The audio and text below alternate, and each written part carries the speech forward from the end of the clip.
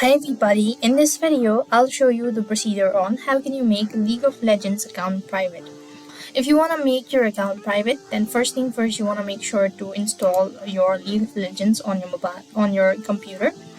And next, once you've actually installed it and when you open this, you'll be directed to the homepage. Unfortunately, this particular feature, like the private account, is only available in certain parts of the region. So previously, it was available to all the part of these regions. Now they've restricted, so it is only available in some part of the country. So what you have to do is, in order to access this option, you need to first thing open the League of Legends.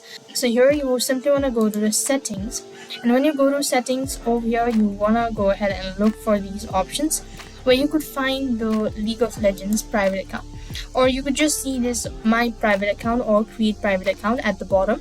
You simply want to click that out, and likewise, if you're unable to see the option just like mine, then it means it's not available in your region and there's no other alternative way you could do it. So that's all. I hope the video was helpful. Make sure to like, share and subscribe. Thank you for watching. See you in the next video.